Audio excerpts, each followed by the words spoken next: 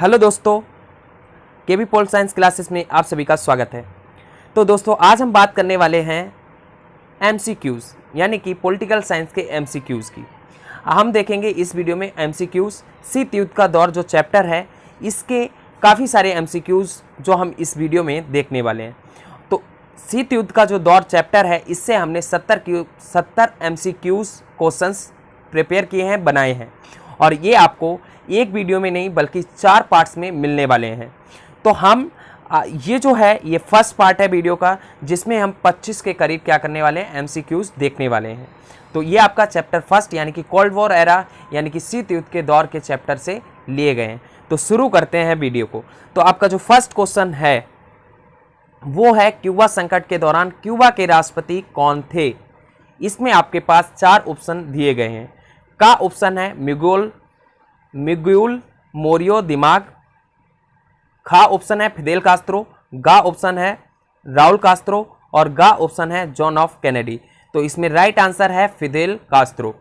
Cuba संकट किस सन में हुआ? क्यूबा संकट किस वर्ष हुआ? इस प्रकार भी आपसे पूछा जा सकता है। ये भी कह सकते हैं निम्नलिखित में से किस वर्ष क्यूबा संकट हुआ था? तो आपका का ऑप्शन है 1960 यानी कि 1960, खा ऑप्शन है 1961, गा ऑप्शन है 1962, और गा ऑप्शन है 1964। तो राइट आंसर है आपका 1962। क्यूबा संकट हुआ था 1962 में, सन 1962 में। थर्ड क्वेश्चन की बात करें, क्यूबा मिसाइल संकट के दौरान सोवियत संघ के राष्ट्रपति कौन थे? आपके पास ऑप्शन मिल जाता है का निकिता क्रुश्चेव, खा मिखाइल गोर्बाचेव, गा जोसेफ स्टालिन, और गा फिदेल कास्त्रो।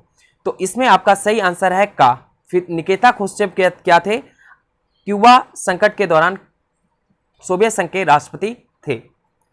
बात करते हैं चौथे क्वेश्चन की। बगदाद संधि को बाद में किस नाम से जाना गया? ये जो बगदाद संधि थी, ये 1954 में इस पर हस्ताक्षर किए गए थे, और इसको बाद में किस नाम से जाना गया? तो का ऑप्शन है सीटो, खा ऑप्शन है वारसा, गा ऑप्शन है नाटो, और घा ऑप्शन है सेंटो। तो इसका राइट आंसर है सेंटो को। बगदाद संधि को ही बाद में सेंटो के नाम से जाना गया। फिफ्थ क्वेश्चन की बात करें तो सेंटो पर किस वर्ष हस्ताक्षर किए गए? तो 1956, 1954, 1955 एंड 1949। तो जो आपका सेंटो था उस पर 1955 में क्या करा गया था, सिग्नेचर किए गए थे, यानी कि 1955 में क्या होता है, सेंटो सामने निकल कर आता है 1955 में।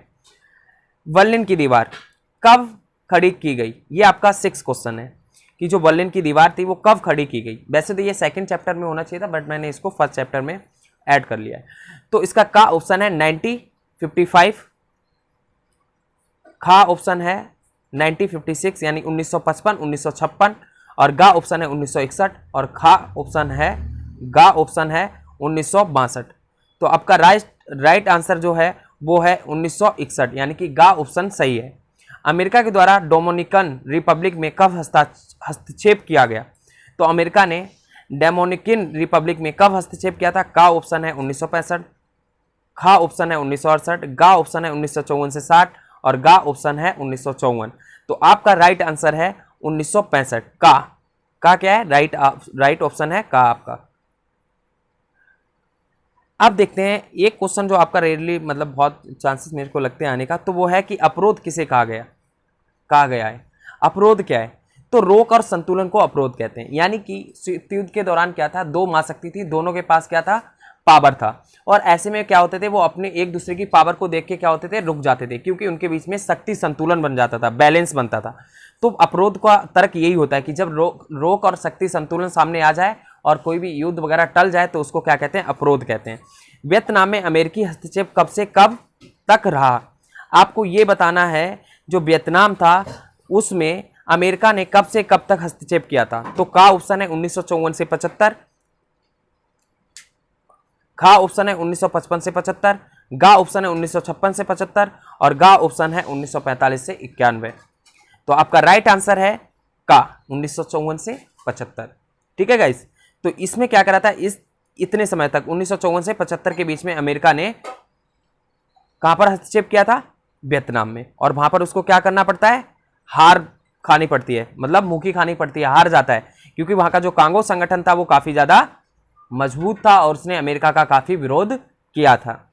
अब बात करते हैं निम्नलिखित में से कौन सा संगठन अमेरिका से संबंधित नहीं है, इसमें यह बताना है। तो का ऑप्शन है बारसा, खा ऑप्शन है नाटो, गा ऑप्शन है सॉरी सेंटो है खा, और गा ऑप्शन है नाटो, और गा ऑप्शन है सेंटो। तो इसमें से कौन सा नहीं है? बारसा कौन सा संगठन अमेरिका से संबंधित नहीं है? तो जो का ऑप्शन है बारसा, ये नहीं है, क्योंकि बारसा क्या था 1955 में पूर्वी गुट के द्वारा बनाया गया था, सोवियत संघ के द्वारा। सीटो किसके द्वारा बनाया गया था? अमेरिका के द्वारा 1954 में। सेंटो अमेरिका के द्वारा 1955 में, और नाटो 1949 में अमेरिका के द्वारा बनाया गया था। अब देखने वाले हैं वार्सा संधि किस वर्ष की गई। तो वार्सा संधि किस वर्ष की गई थी?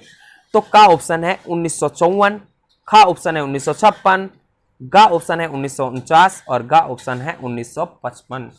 तो वार्सा संधि जो डी ऑप्शन है यानी कि गा ऑप्शन है वो सही है, 1955 में की गई थी। और किसने की थी? पूर्वी गुट ने यानी सोवियत संघ ने की थी। ध्यान रखना है गाइस, ये चीजें पूछी जा सकती हैं। मतलब क्वेश्चन यही नहीं कि सेम यही पूछा जाए, बल्कि वो चेंज करके पूछ सकते हैं। ऐसे भी पूछ सकते हैं कि भैया पूर्वी गुट की कौन सी संधि थी, या वार्सा संधि किस गुट ने बनाई थी, या फिर किस देश ने बनाई थी, वो सोवियत संघ ने बनाई थी और पूर्वी गुट ने बनाई थी, इस तरीके से बताना है। अब यहाँ पे देखते हैं प्रश्न नंबर 12, नाटो में निम्नलिखित में से कितने सदस्य देश शामिल हैं? तो इसमें का ऑप्शन है 11, खा ऑप्शन है 12, गा ऑप्शन है 10, और घा ऑप्शन है 14। तो इसमें से आपको बताना कितने हैं। तो इसमें से 12 ऑप्शन जो 12 थे ना, का खा वाला सही है कि 12 देश क्या थे? शामिल थे।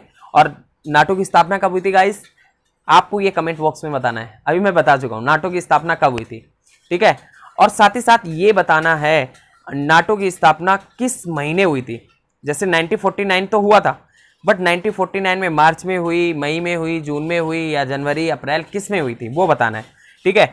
तो 12 देश शामिल थे। 1949 में क्या होती है? इसकी स्थापना होती है, और इसका उद्देश्य ये होता है नाटो का, इसमें 12 देश शामिल थे और इसका उद्देश्य था कि पूर्वी गुट के जो देश है ना उनका मुकाबला करना। अगर किसी भी नाटो के किसी भी 12 में से किसी भी देश पर हमला होता है तो 12 के 12 क्या करेंगे? अपने ऊपर हमला मानेंगे और उसका क्या करेंगे? विरोध करेंगे, उसका मुंह तोड़ जवाब देंगे। तो ये गाइस क्या था? कॉन्सेप्ट था नाटो का, ठीक है। अब नाटो का उद्देश्य क्या था? अब यहां पे देखेंगे नाटो का उद्देश्य पश्चिमी देशों का मुकाबला करना, पूर्वी गुटों के देशों का मुकाबला नहीं करना। पूर्वी, अब देखो ये भी गलत है, पश्चिमी देशों का मुकाबला, क्योंकि नाटो तो पश्चिमी देशों का संगठन था। पूर्वी गुटों देशों का मुकाबला नहीं करना, ये भी गलत है, क्योंकि पूर्वी गुटों का क्या करना था? मुकाबला करना था। पूर्वी के किसी भी देश के द्वारा हम किसी एक पर हमला होता है तो हम सब मिलकर अपने ऊपर हमला मानेंगे और एक साथ मिलकर हम करेंगे, एक साथ मिलकर करेंगे कि पूर्वी गुट देशों का मुकाबला करेंगे। यार ये गलत थोड़ा लिख दिया, मतलब एक साथ मिलकर पूर्वी देशों का क्या करेंगे? मुकाबला करेंगे। अगर किसी भी, तो ये क्या है? का खा गा क्या है आपका ऑप्शन, ठीक है। और ये भी क्या है? गलत है, इनमें से कोई ये भी गलत है। तो अब मैंने अभी उससे पहले भी आपको बताया था नाटो का उद्देश्य, तो इसका गा ऑप्शन क्या था? सही था। क्यूबा मिसाइल संकट को शीत युद्ध का डैश कहा जाता है। यहाँ पे रेगिस्तान भरना है, खालिस्तान। तो ऑप्शन में दे रखा है, तो पहला है का शीत युद्ध का प्रतीक, चरम बिंदु, और गा ऑप्शन है सब उपयुक्त में से कोई नहीं, और घा ऑप्शन है संघर्ष का अहम मुद्दा। तो क्यूबा मिसाइल संकट को शीत युद्ध का डैश कहा जाता है। अगर आपने पढ़ा है चैप्टर, फर्स्ट टॉपिक है यार, है ना, तो इसमें आपको बखूबी पता होगा। तो इसको चरम बिंदु कहा जाता है, क्यूबा मिसाइल संकट को शीत युद्ध का चरम बिंदु कहा जाता है, ठीक है गाइस। तो ये कहा जाता है। दूसरा विश्व युद्ध कब से कब तक हुआ, कब तक चला या हुआ? निम्नलिखित में से दूसरा विश्व युद्ध कब से कब तक चला? तो ये आपको बताना है। का 1948 से 45, खा 1914 से 18, गा 1945 से 91, और गा 1939 से 45। तो इसका राइट ऑप्शन है 19, जो गा है वो है 1939 से 1945 में क्या होता? हमारा सेकेंड वर्ल्ड वॉर हुआ था। और फर्स्ट वर्ल्ड वॉर यानी कि प्रथम विश्व युद्ध कब से कब तक हुआ था गाइस? 1914 से 18 के बीच में, ठीक है। तो ये था हमारा 15वें का आंसर। अब देखें सीटों का पूरा रूप निम्नलिखित में से कौन सा है? पूर्ण रूप, मतलब कि पूर्ण रूप क्या है? सीटों की फुल फॉर्म क्या है निम्नलिखित में से? तो का ऑप्शन है दक्षिण पूर्व एशिया संधि संगठन, दक्षिण पूर्व एशिया संधि संगठन, खा दक्षिण पूर्व एशियाई देशों का संगठन, और पश्चिम दक्षिण पूर्व, अब गा ऑप्शन है पश्चिम दक्षिण पूर्व एशियाई देश संगठन, और खा ऑप्शन है दक्षिण पश्चिम एशियाई देशों का संगठन।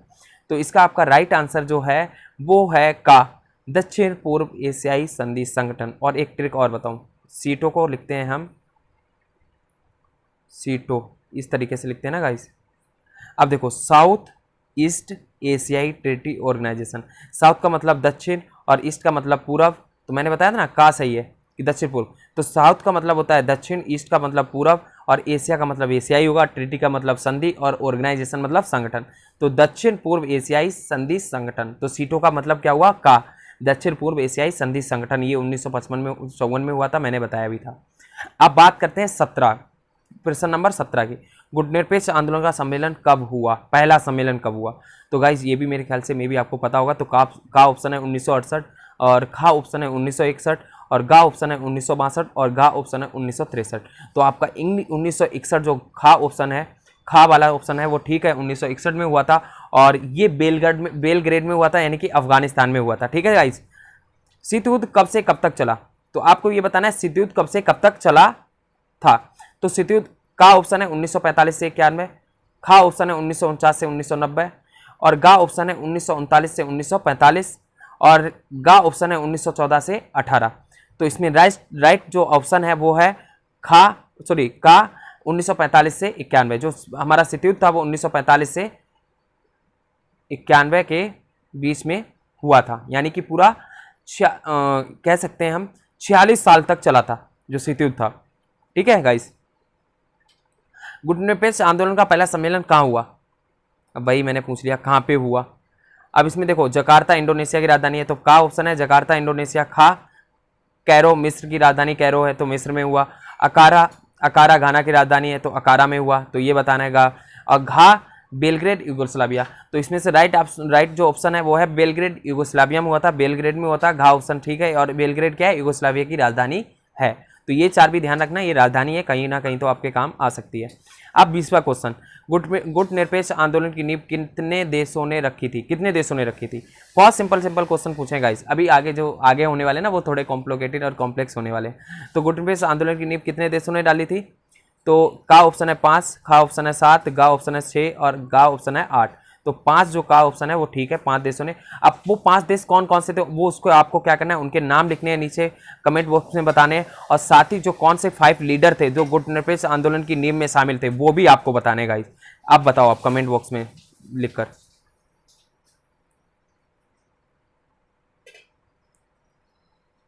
अब करते हैं 21वां क्वेश्चन, किस वर्ष अमेरिका ने जापान पर परमाणु बम गिराया। तो देखो, अगस्त 1945, अक्टूबर 1946, सितंबर 1945, अगस्त 1944। का ऑप्शन है अगस्त 1945, खा ऑप्शन है 1946, अक्टूबर 1946 और गा ऑप्शन है सितंबर 1945 और गा ऑप्शन है 1944, अगस्त 1944। तो इसमें से आपका का ऑप्शन ठीक है, अगस्त 1945। अब प्रश्न नंबर 22, भारत के प्रधानमंत्री जवाहरलाल नेहरू ने शीत युद्ध के दौरान किस संकट में मध्यस्थता की भूमिका निभाई। तो का ऑप्शन है कांगो संकट, खा ऑप्शन है बर्लिन संकट और गा ऑप्शन है कोरिया संकट और गा ऑप्शन है उपयुक्त सभी। तो इसमें से किस में से, तो इसमें उपयुक्त सभी तो हो ही नहीं सकता, सब में नहीं निभाई थी। तो जो भारत के प्रधानमंत्री थे जवाहरलाल नेहरू, उन्होंने क्या करा था, कोरिया संकट में भूमिका निभाई थी, मध्यस्थता की थी शीत युद्ध के दौरान सोवियत संघ और अमेरिका बीच में। किस मुद्दे को लेकर, किस संकट को लेकर, कोरिया संकट को लेकर भारत के जवाहरलाल नेहरू ने मध्यस्थता की थी, मतलब बीच बचाव किया था। अब आते हैं प्रश्न नंबर 23, एनपीटी की फुल फॉर्म क्या है, एनपीटी का पूर्ण रूप क्या है। तो एनपीटी का फुल फॉर्म आपको बताना है। का ऑप्शन है परमाणु अप्रसार संधि, तो गाइस का ऑप्शन है परमाणु अप्रसार संधि और खा ऑप्शन है सीमित परमाणु परीक्षण संधि और गा ऑप्शन है परमाणु अप्रसार संधि और गा ऑप्शन है आपका सामरिक अस्त्र प्रशीमन संधि। तो आपका इसमें से का परमाणु प्रसार संधि और खा सीमित परमाणु परीक्षण संधि, इसका जो राइट आंसर है वो है परमाणु अप्रसार संधि। इसका मतलब होता है न्यूक्लियर नॉन प्रोलिफरेशन ट्रीटी, तो इसको बोलते हैं एनपीटी और इसकी फुल फॉर्म है परमाणु अप्रसार संधि। ये थी, ठीक है गाइस। तो अब मिलते हैं हम नेक्स्ट वीडियो में, आज के लिए इतना ही और मिलते हैं नेक्स्ट वीडियो में, तब तक के लिए धन्यवाद और वीडियो देखने के लिए बहुत बहुत शुक्रिया।